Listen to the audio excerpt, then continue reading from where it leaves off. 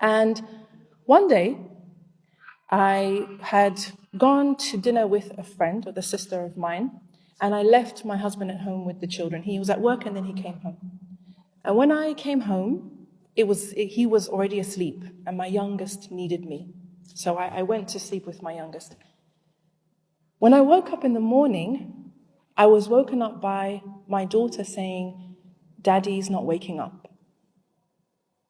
And some of you may have heard this story, but it's important for today's conversation. I went in to check on my husband, and he was unconscious. And we couldn't get him to respond. We didn't know what had happened. We called the ambulance, and they came, and they took him to hospital to see what was happening. And long story short, he had had a stroke, and he was in a coma with brain damage, and they did not think that he would wake up. So in a moment, our worlds turned upside down. Allahu Akbar. They had him in hospital, under observation. He didn't respond, although he was stable.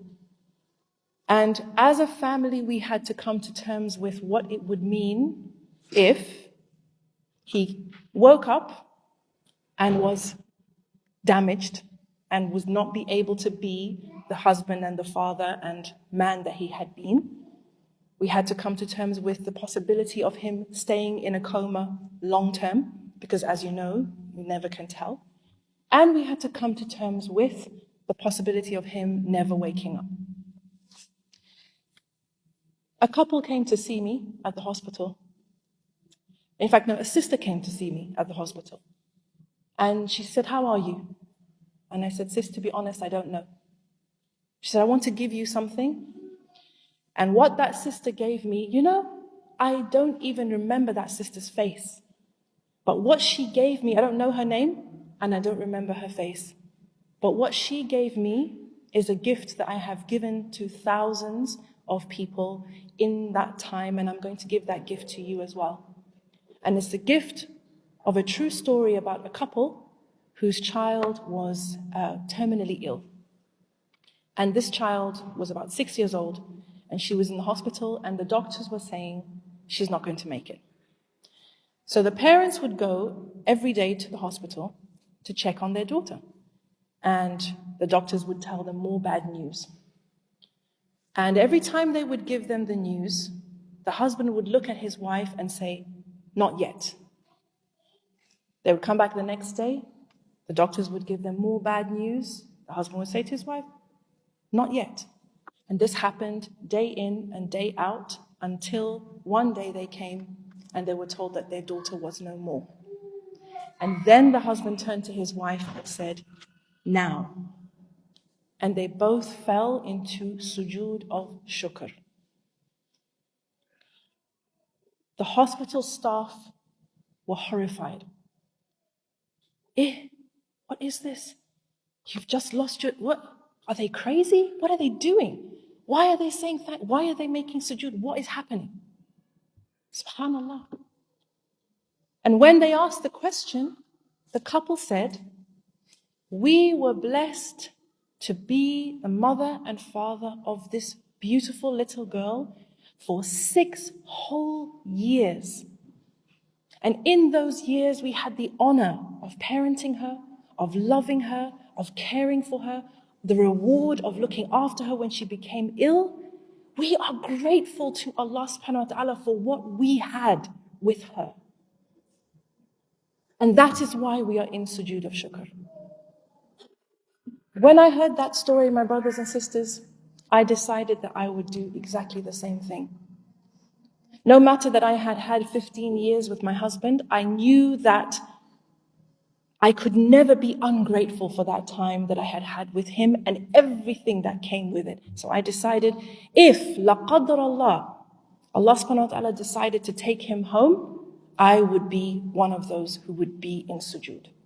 And so it was a week or so later, at 2 a.m., my phone rang, and the doctor said, "Assalamu alaikum." I said, "Wa alaikum salam." He said he had